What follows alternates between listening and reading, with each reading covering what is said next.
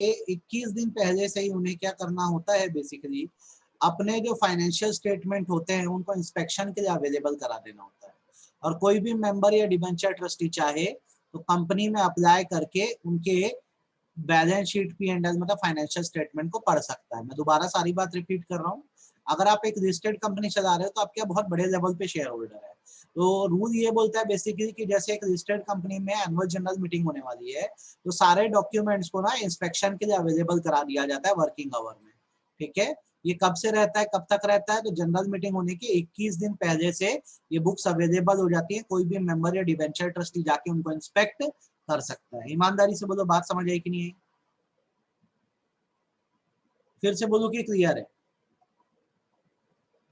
AGM है, आपकी listed company है, 21 दिन पहले से सारी बुक्स ऑफ अकाउंट जो होनी चाहिए वो ओपन फॉर इंस्पेक्शन कर देना है आपको। कोई भी मेंबर या ट्रस्टी आके उसे इंस्पेक्ट कर सकता है। बात समझ आई कि सिर के ऊपर से गई? बोलो, क्लियर है? आगे सर। कोई तकलीफ इसमें? आगे अगर आप लिस्टेड कंपनी चला रहे हो और कोई अगर मेंबर आपसे पूरी कंप्लीट फाइनेंशियल स्टेटमेंट सारी रिपोर्ट्स के साथ मांगता है तो आपको वो भी सप्लाई करनी पड़ेगी, आप मना नहीं कर सकते। कितना क्लियर है? बात समझ आएगी सिर के ऊपर से गई? अगर कोई मेंबर पूरा डिटेल मांग रहा है तो आपको A to Z पूरी फाइनेंशियल स्टेटमेंट सारी रिपोर्ट के साथ सप्लाई करनी पड़ेगी, देनी पड़ेगी। कितना क्लियर है? Clear sir.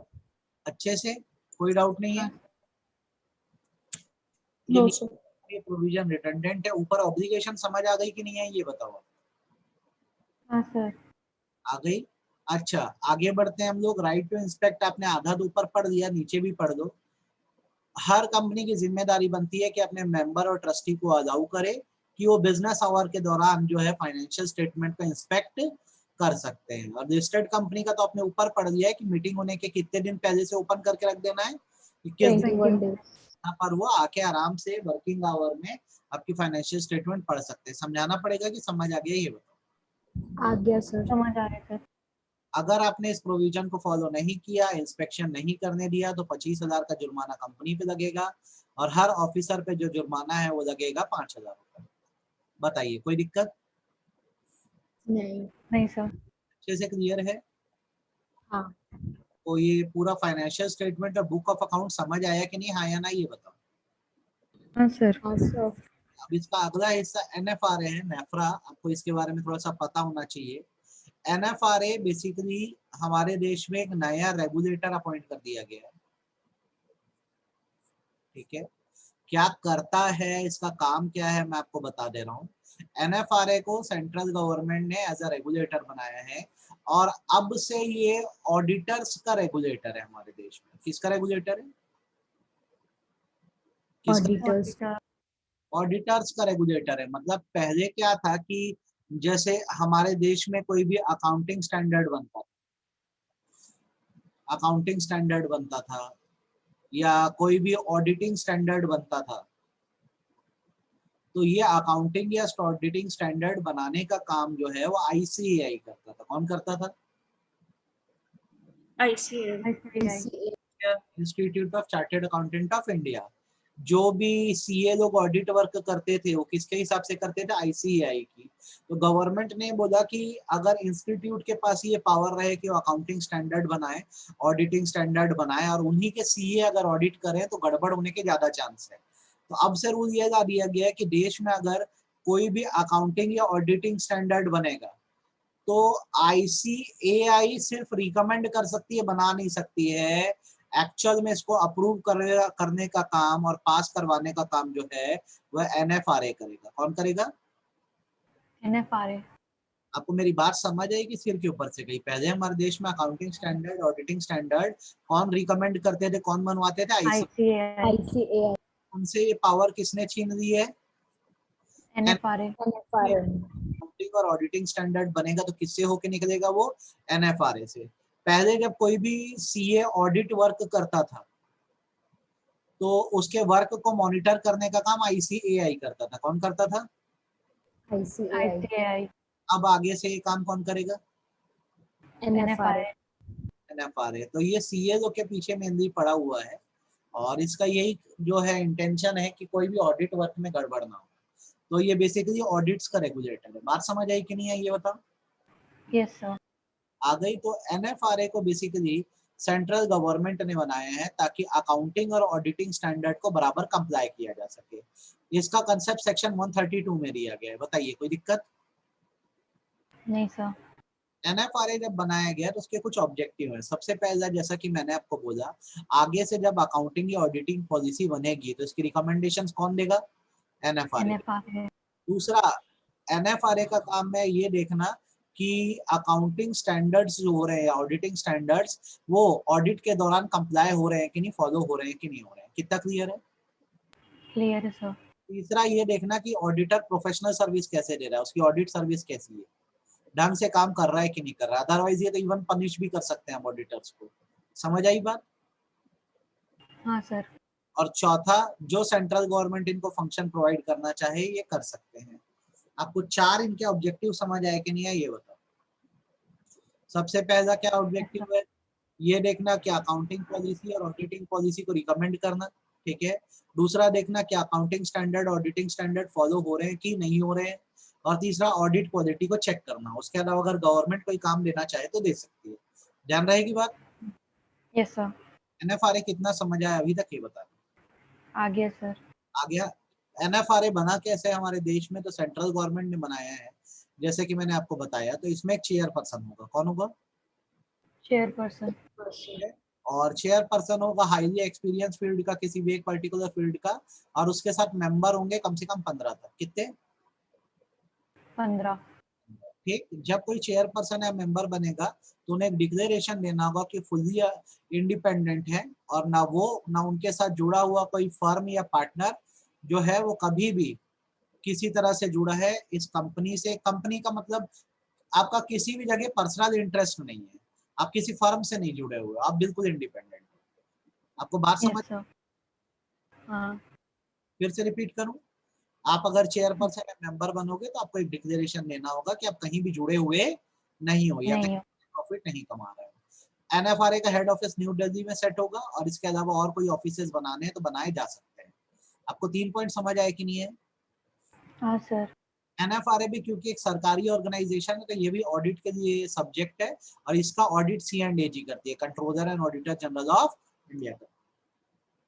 ध्यान रहेगी बात? एनएफआरए हाँ का सर। ऑडिट होता है, उसके ऑफिसेस का भी ऑडिट होता है। और मैंने आपको बताया हर सरकारी ऑफिस का ऑडिट कैग करता है, इसका भी ऑडिट कौन करेगा? कैग। कैट। शांत मन से एक बार एनएफआरए पढ़ लो, फटाफट पढ़ के देना, कोई डाउट हो तो बता।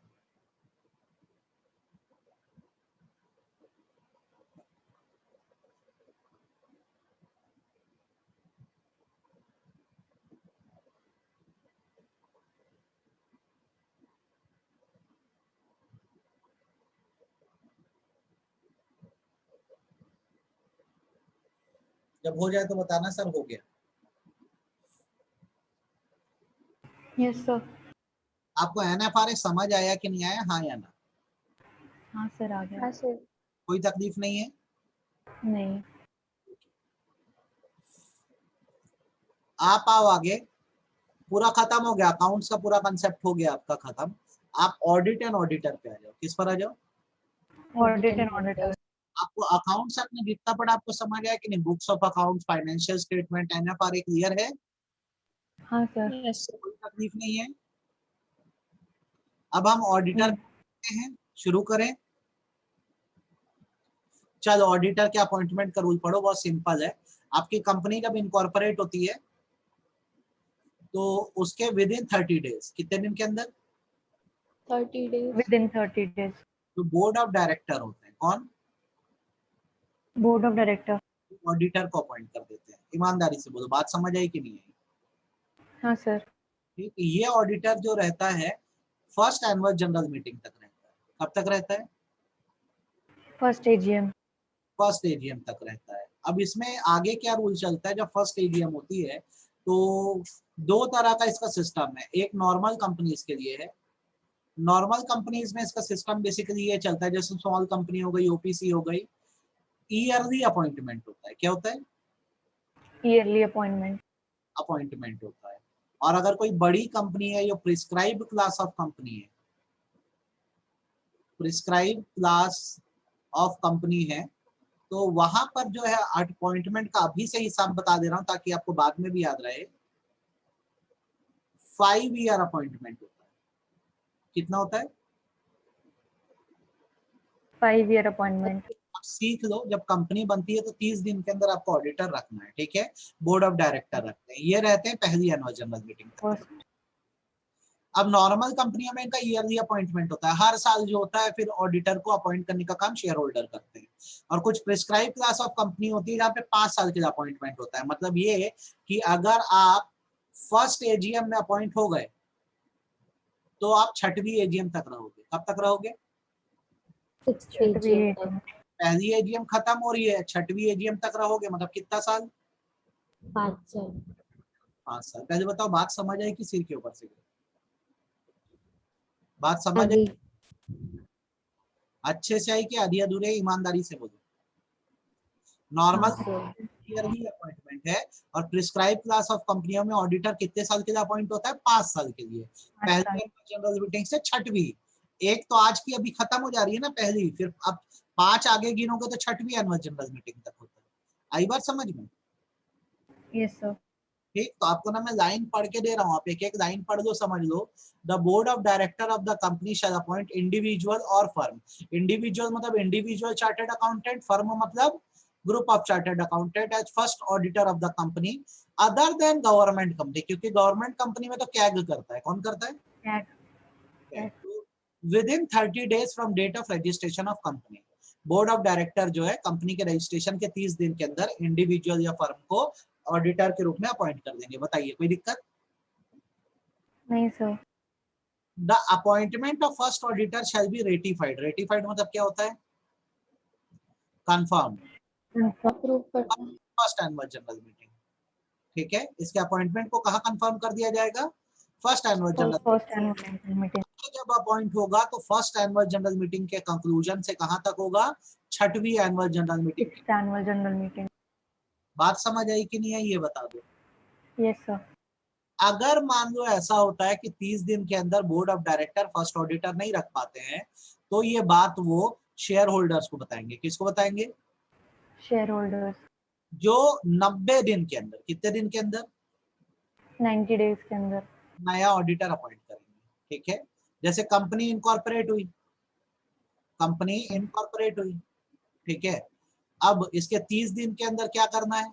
ऑडिटर रखना है। कौन रखता है? Board of director. ये नहीं तो अगले 60 दिन में, अगले 60 दिन में कौन रखेगा? Share holder. तो टोटल कितना विद इन 90 days. बात समझ आई कि नहीं है, ये बताओ। Yes sir. आ गई. अच्छे से आई कि आधी अधूरी?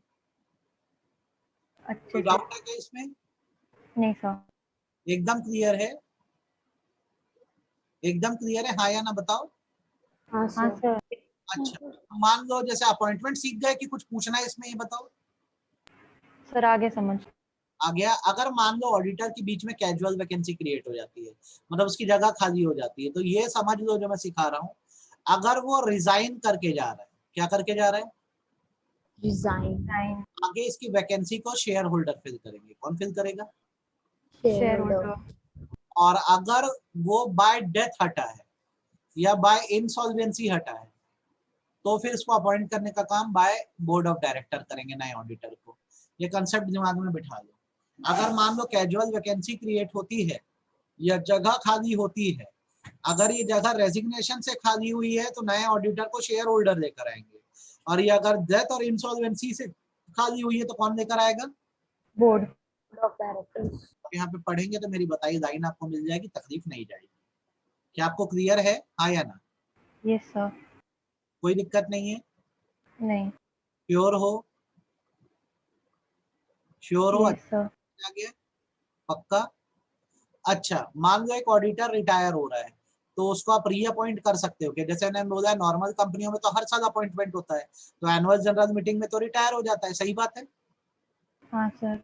है ना? तो नॉर्मली ये पूछा जाता है कि क्या वो रीअपॉइंट हो सकता है? हाँ, अगर वो डिस्क्वालीफाइड ना हो। क्या ना हो?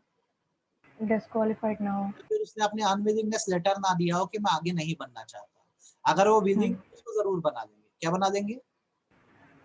ऑडिटर वापस से अपॉइंट कर जाएगा। अगर विलिंग है तो जाने देंगे। तीसरा, जब तक उसको रिमूवल की बात ना की गई, अगर एक स्पेशल रिजोल्यूशन पास हो गया है कि भाई हम दूसरे को ऑडिटर बनाना चाहते हैं, तो सीधी सी बात है दूसरे को ही बनाया जाएगा।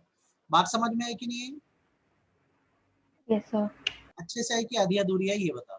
अच्छे से। पूरा अभी तक जो मैंने पढ़ाया वो क्लियर है? अपॉइंटमेंट का कंसेप्ट की ज्यादा हो गया? समझ आ गया? हाँ सर आ गया। अच्छे से। अब ऑडिटर अपॉइंट कैसे होता है, तो मैं आपके लिए दो तरीके दिख रहा हूँ यहाँ पे। आप कैसे वीडियो आ जाएगा तो आप इसमें देख पाओगे, राइट? एक नॉर्मल प्रोसीजर बताता हूँ, नॉर्मल प्रोसीजर देखता हूँ आपके लिए मैं। आप ये प्रोसीजर जानते हो, मेरे को तो आपको बार बार बताने की जरूरत नहीं है। सबसे पहले आपको कौन सी मीटिंग बुलानी होती है? Board meeting. Board. Conduct board meeting. आपने बोर्ड मीटिंग करी, उसके बाद आपको क्या बुलानी है? General meeting. वहां पे ऑर्डिनरी रिजोल्यूशन पास करना। क्या करना? Ordinary resolution. रिजोल्यूशन पास करना। अब 30 दिन के अंदर भाई ऑडिटर अपॉइंट हुआ है तो उसकी जानकारी भी देना है कि नहीं देना है?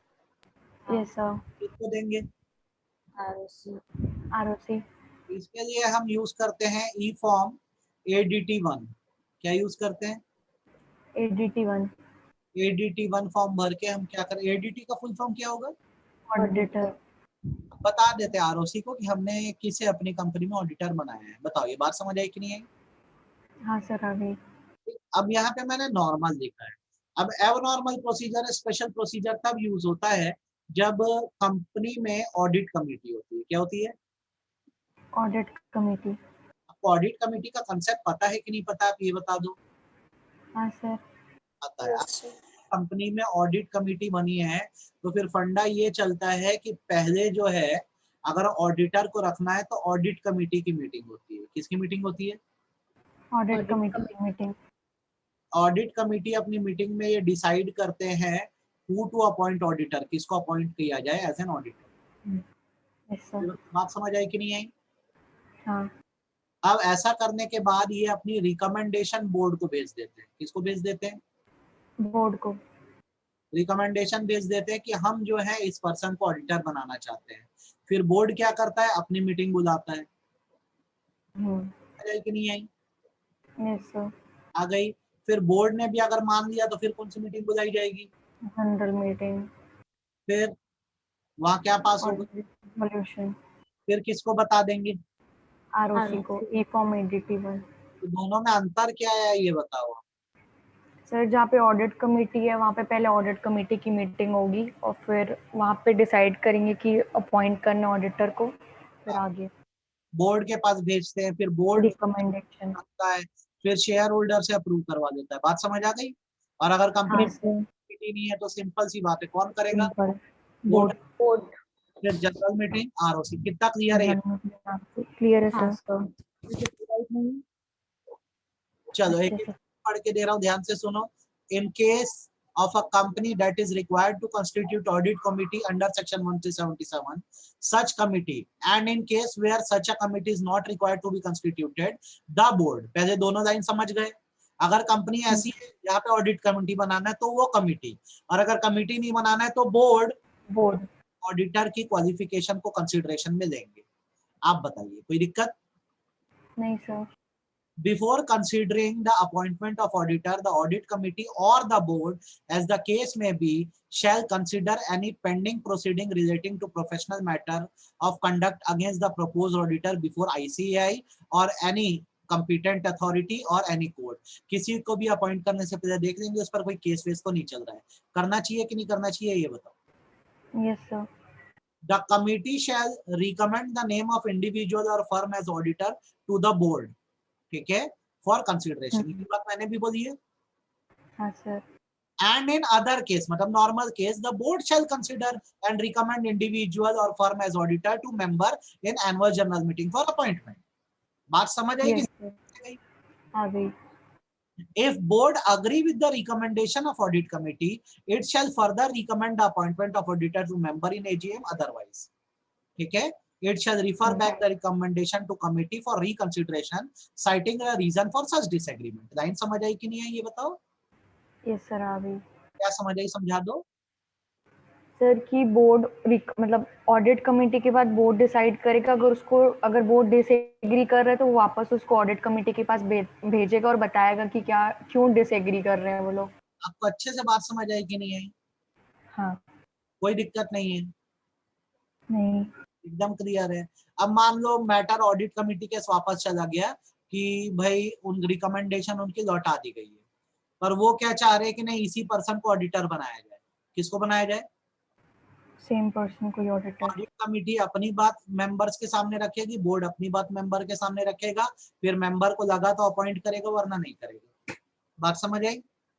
यस सर आ गई। अब यहाँ पे जिस ऑडिटर को रखा जाएगा वो 5 साल के लिए रहेगा, फर्स्ट एजीएम से लेकर 6th एजीएम तक। 6th एजीएम का। ये बता दो। क्लियर है सर। अच्छे से क्लियर है कि आधा अधूरा क्लियर है? अच्छे सर। कोई डाउट नहीं है? नहीं। एकदम क्लैरिटी है ना? हाँ सर। ये बताओ एकदम क्लियर है कि नहीं है सब लोग को, हाँ या ना? भुवन, गुंजा, मानसी, ऋषिता, हाँ सर। 4 तमन से पढ़ लो इसको पढ़ लो। कोई तकलीफ हो तो बताओ।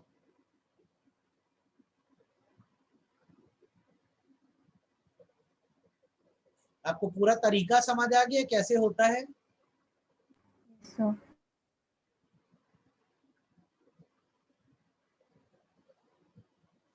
आगे बढ़ सकता हूं मैं? हाँ सर। अपॉइंटमेंट की कंडीशन पर आ जाओ, किसको ऑडिटर बनाओगे? तो आप ये याद रखना, ऑडिटर जो है वो एक इंडिविजुअल या फर्म ही बन सकती है जो आईसीआई या चार्टर्ड अकाउंटेंट एक्ट में डिस्क्वालीफाई ना हो। बताइए कोई दिक्कत? नहीं सर। आप कभी भी ऑडिटर अपनी कंपनी में किसको बना सकते हो? एक इंडिविजुअल को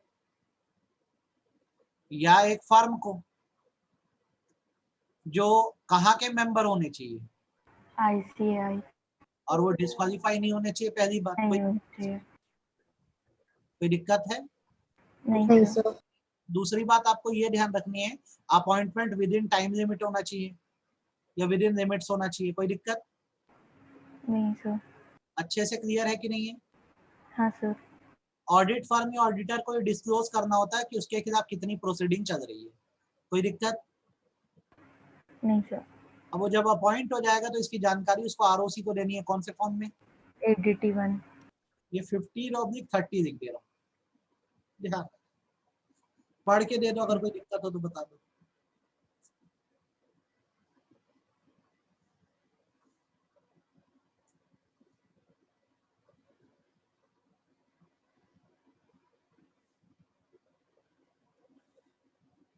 क्लियर है सर।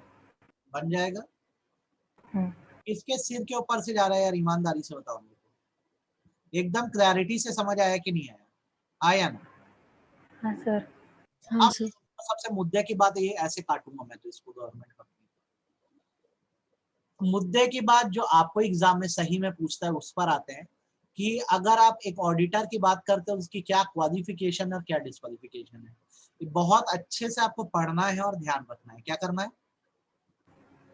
ध्यान रखना है। ठीक। जब आप ऑडिटर की क्वालिफिकेशन बोलते हो तो याद रखना, एक चार्टेड अकाउंटेंट ही जो इंडिविजुअल है, यह एक फर्म है जिसमें मेजॉरिटी पार्टनर जो है वो चार्टेड अकाउंटेंट है, वही किसी कंपनी में ऑडिटर बन सकते हैं। फिर रिपीट करूं कि मेरी बात समझ आ गई? अकाउंटेंट जो अकेले काम कर रहा है सोल प्रोप्राइटरशिप में, या एक फर्म जिसके majority of partner chartered accountant है और इंडिया में प्रैक्टिस कर रहे हैं, वही किसी कंपनी में ऑडिटर बन सकते हैं। सपोज करो मान लो एक फर्म है, फर्म में 10 पार्टनर है। कितने पार्टनर है? 10। अब उसमें से 8 सीएस हैं और 2 सीए हैं, तो ये ऑडिट फर्म है क्या? नहीं सर। नहीं। कम से कम इसमें 6 सीए होंगे और बाकी फिर जो भी हो फर्क नहीं पड़ता, तो उसे ऑडिट फर्म माना जाएगा। तो ऑडिटर के लिए क्राइटेरिया यही है, आपको ध्यान रखना है कि एक इंडिविजुअल, कौन? इंडिविजुअल। तो चार्टेड अकाउंटेंट है, और यदि एक फर्म है जिसमें majority of partner chartered accountant है, वही ऑडिट का काम कर सकते हैं। कितना ध्यान रहेगा? हाँ सर। अगर आप एक फर्म को एलएलपी में के रूप में चला रहे हो, किस तरह से चला रहे हो? LLP। वो पार्टनर चार्टर्ड अकाउंटेंट है। कौन है? चार्टर्ड अकाउंटेंट तो ये सिर्फ साइन कर सकते हैं, उनके अलावा कोई और साइन नहीं कर सकता ऑडिट रिपोर्ट में। कितना क्लैरिटी है? सर एक बार फिर से। सर एक बार और। बहुत आसान सा है यार, देख लो। सबसे पहले तो ऑडिटर कौन बन सकता है? एक सीए बन सकता है, सीए या कौन बन सकती है? फॉर्म फर्म कि जिसमें मेजोरिटी क्या हो? सीए सीए हो। और अगर एक फर्म है या एक एलएलपी है जिसमें मल्टीपर्पस प्रोफेशन के लोग हैं, तो ये माना जाता है उसमें से जो लोग सीए हैं वही ऑथराइज है इस फर्म के बिहाफ में क्या करने के लिए? साइन साइन करने के लिए। हाँ बात समझ आई कि नहीं आई ये बताओ। हाँ सर, अच्छे से की तकलीफ? अच्छे से। अच्छे से। डिस्क्वालिफिकेशन पे, और इसको डायरेक्टर के डिस्क्वालिफिकेशन के साथ खिचड़ी मत करना, मैं बता दे रहा हूँ। आपने डिस्क्वालिफिकेशन ऑफ डायरेक्टर पूरा पढ़ा हुआ है ना? हाँ ये डिस्क्वालिफिकेशन ऑफ ऑडिटर बता रहा हूँ, इसको बिल्कुल आप मिक्सअप नहीं करोगे किसी भी चीज से। मेरी बात समझ आ रही है? Yes sir. अच्छा, ऑडिटर का काम क्या होता है कंपनी में, चलो ये बताओ। सर फाइनेंशियल स्टेटमेंट वगैरह की ऑडिट। ऑडिटर वो पर्सन होता है जिसका काम तब चालू होता है जब अकाउंटिंग एंड होती है। ये इंडिपेंडेंटली जाके चेक करता है कि पूरी बुक्स ऑफ अकाउंट्स प्रॉपर बनी है कि नहीं, और यदि गलती हो तो उसकी रिपोर्टिंग करता है। सही बात है?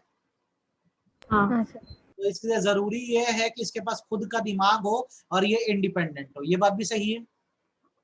हाँ सर। तो जब आप डिस्क्वालिफिकेशंस बोलते हैं तो आप ये समझ लो इन लोगों को आप ऑडिटर के रूप में अपॉइंट नहीं कर सकते, जो नीचे लिस्ट दी गई है। ठीक, ध्यान से सुनना, अच्छे समझना। अगर कोई बॉडी कॉर्पोरेट है, क्या है? बॉडी को बॉडी कॉर्पोरेट का खुद का ऑडिट होता है, तो दूसरे का क्या ऑडिट करेगी? मेरी बात समझ आई? Yes sir. अच्छा, वैसे ही अगर कंपनी का खुद का ऑफिसर या एम्प्लॉई है, भले वो चार्टर्ड अकाउंटेंट क्यों ना हो, पर क्योंकि वो कंपनी से जुड़ा है तो क्या वो इंडिपेंडेंट रह पाएगा? नहीं सर। ऑडिटर बना पाओगे? नहीं। वैसे ही कोई ऐसा पर्सन जो कंपनी के ऑफिसर या एम्प्लॉय का पार्टनर है, तो वो भी जुड़ा हुआ पर्सन है कि नहीं है? हाँ हाँ सर। ठीक, जैसे मान लो RIS रिलायंस लिमिटेड में नंदनी जो है वो सीए है। नंदनी की एक बाहर फर्म चलती है, उस फर्म में मैं पार्टनर हूँ, तो क्या मुझे यहाँ का ऑडिट का काम मिल जाएगा रिलायंस का? नहीं नहीं मिलेगा, क्योंकि हमको भी जुड़ा हुआ माना जाएगा। बात क्लियर है? हाँ अच्छे से क्या आधा अधूरा? अच्छे सर। तीनों पॉइंट क्लियर हो गए कि तकलीफ है, डाउट है? मुझे ईमानदारी से बोलो। क्लियर है सर। क्लियर है? चलो, अब ये चौथा डिस्क्वालिफिकेशन आता है और ये टुकड़ों में बटा हुआ है। अगर एक पर्सन खुद, ठीक है, या अपने रिश्तेदार या पार्टनर्स के साथ मिलकर अगर वो किसी कंपनी में, उसकी होल्डिंग में, सब्सिडरी में या एसोसिएट में शेयर होल्ड किया हुआ है, क्या होल्ड किया हुआ है? शेयर शेयर या सिक्योरिटी होल्ड किया हुआ है जिनकी फेस वैल्यू 1000 तक है। कितने तक की है? 1000। और जो शेयर की वैल्यू है 1,00,000 रुपए तक की है। कितने तक की है? शेयर की वैल्यू 1 लाख तक की है। 1,00,000 रुपए तक की, मतलब इससे ज्यादा एक्सीड कर जा रहा है ना, तो ऐसे पर्सन को ऑडिटर नहीं बना सकते। मैं पूरा फिर लिख दे रहा हूँ यहाँ पर। एक पर्सन खुद या फिर किसके साथ मिलकर, रिलेटिव या पार्टनर के साथ मिलकर एक कंपनी में सब कुछ आ जाएगा, holding subsidiary, subsidiary associate associate holding है। क्या है? होल्डिंग शेयर होल्डिंग है। ये शेयर की फेस वैल्यू 1000। 1,000 रुपए तक, या फिर शेयर वैल्यू कितना? शेयर्स की वैल्यू 1,00,000। 1 लाख दोनों में अंतर समझ आ रहा है? फेस वैल्यू मतलब पर डिनोमिनेशन की बात, पर डिनोमिनेशन वाली। और वैल्यू का मतलब 1,00,000 रुपए के ऊपर तक के शेयर होल्ड किया है। Yes sir. एक्सीड कर रहा है, क्या कर रहा है? एक्सीड। तो डिस्क्वालिफाइड है। ईमानदारी से बोलो, बात समझ आई कि नहीं आई? यस आ सर। गई। अच्छे से है कि आधी अधूरी आई? अच्छे से। वैसे ही उस पर्सन ने खुद, मैं जितना पढ़ा रहा हूँ वही पढ़ना, उस पर्सन ने खुद या उसके रिश्तेदार ने कंपनी से 5,00,000 रुपए के ऊपर का कर्जा दिया हुआ। कितने से ऊपर का? Taken loan. क्या? कितने के ऊपर का? 5 लाख के ऊपर का। ठीक है। सिमिलरली उस पर्सन ने खुद या उसके रिश्तेदार ने कंपनी को लोन दिया है। क्या किया है? लोन दिया है। 1,00,000 के ऊपर का। कितने के ऊपर का?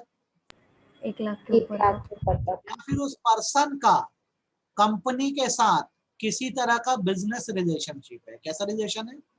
Business relationship. पर्सन डिसक्वालीफाइड है। ईमानदारी से बताओ ये बात समझ आई कि नहीं आई? आ गई सर। आप ये पूरा कंसेप्ट समझ गए? पर्सन खुद या रिश्तेदार या तो कितने से ज्यादा शेयर होल्ड करे, 1 लाख से ज्यादा, 1 लाख से ज्यादा, या हो कितने से ज्यादा, 5 लाख, 5 लाख, या हो कितने से ज्यादा का, 1 लाख से 1 ज्यादा, लाख, 1 लाख और या फिर बिजनेस रिलेशनशिप हो। उनके साथ कैसा रिलेशनशिप हो। Business relationship. बात में डाउट तो नहीं है, ये बता दो आप अच्छे से। नहीं सर। ये बिजनेस रिलेशनशिप को आराम से मैं आपको समझाऊंगा फुर्सत से। नेक्स्ट डिस्क्वालिफिकेशन ये है कि अगर आप उस कंपनी के डायरेक्टर हो या केएमपी हो तो क्या आप ऑडिटर बन सकते हैं वहां पे? नहीं। अगर आप ऑलरेडी 20 कंपनीज को ऑडिट कर रहे हो, कितनी कंपनीज का? 20 कंपनीज को ऑडिट कर रहे हो तो आप नया ऑडिट असाइनमेंट नहीं दे सकते। ध्यान रहेगी बात। हाँ सर। हाउएवर इस 20 की लिमिट में 1% कंपनी को नहीं गिना जाता। किसको नहीं गिना जाता? ओपीसी 1% कंपनी, स्मॉल गवर्नमेंट या ऐसी प्राइवेट कंपनी को जिसका paid up share capital 100 crore से कम है। कितने से कम है? 100 करोड़। इनको 20 की लिमिट में गिना नहीं जाता। बात समझ आई कि नहीं है? आ गई। फिर से बोलो क्या? ऑडिट लिमिट आपकी 20 कंपनियों की होती है। आप एक सीए कितनी कंपनियों को ऑडिट कर सकता है? 20 कंपनी की बात कर रहा हूँ ना, बाकी दूसरे बिजनेसेस का जितना ऑडिट करना है करे। कंपनी की लिमिट है कि मैक्सिमम कितनी कंपनियों को ऑडिट कर सकता है? 20 कंपनी। 20 हाउएवर 20 की लिमिट में किसको किसको नहीं गिना जाता? OPC government government company, small company या फिर जिसका private paid up capital company जिसका 1000 करोड़ से कम हो। समझ आई कि नहीं आई बात, ये बताओ। हाँ सर, आ गई। अगर किसी पर्सन को कोर्ट ने किसी ऑफेंस में कन्विक्ट किया है, ठीक, जैसे फ्रॉड, तो वो 10 साल तक सस्पेंड होता है। 10 साल तक जो है वो ऑडिटर नहीं बन सकता। बताइए कोई दिक्कत? नहीं सर। आपको इतने पॉइंट सारे अच्छे समझ आए कि नहीं आए ये बताओ। हाँ सर। लास्ट पॉइंट अलग सा है। अगर कोई ऑलरेडी सर्विस दे रहा है, क्या दे रहा है? सर्विस। सर्विस दे रहा है कंपनी को अलग अलग प्रकार की, ये सर्विसेज सेक्शन 144 में बताई गई है। किसमें बताई गई है? सेक्शन 144। तो ऐसा पर्सन जो होता है वो कंपनी को ऑडिटर नहीं बन सकता। जैसे एग्जांपल दे रहा हूँ, अगर कोई उस कंपनी को बैंकिंग सर्विस दे रहा है तो उस बैंकिंग सर्विस से जुड़ा हुआ पर्सन जो है कंपनी को ऑडिटर नहीं बन सकता, क्योंकि उसको कंपनी के अंदर की पूरी जानकारी पहले से है। बात समझ आई कि नहीं है? यस सर, क्या क्लैरिटी है आपको? क्लियर है सर। आपको मैं लिस्ट बताऊंगा, आप इसको एकदम अच्छे से करोगे। आपको अच्छे समझ आया मैंने अभी तक जो पढ़ाया? हाँ सर। हाँ सर। कोई तकलीफ नहीं है इसमें? नहीं। नहीं? आप इसको पढ़ लोगे आराम से आज। कल हमारा चैप्टर खत्म हो जाएगा। क्या हो जाएगा? सुबह खत्म हो जाएगा। अगर सुबह डिस्टरबेंस आता है, आजकल क्या है मौसम खराब हो रहा है, कभी भी लाइट जाती है, तो मैं इवनिंग दे दूंगा, लेकिन क्लास एक भी दिन कैंसिल नहीं होगी आपकी। ठीक है? आ रही है मेरी बात समझ? अगर सुबह होता है तो मैं शाम को दे दूंगा, लेकिन क्लास आपकी नहीं रुकनी चाहिए। मेरी बात क्लियर है? Yes sir. आपको चैप्टर का फ्लो बन गया है तो आप पढ़ रहे हो ऑडिट। डिस्कनेक्ट करो, आगे पढ़ा रहा हूँ। ठीक है? हाँ सर। अब डिस्कनेक्ट करके रिकनेक्ट करो, मैं आपको आगे पढ़ा रहा हूँ। काटो फिर कनेक्ट करना।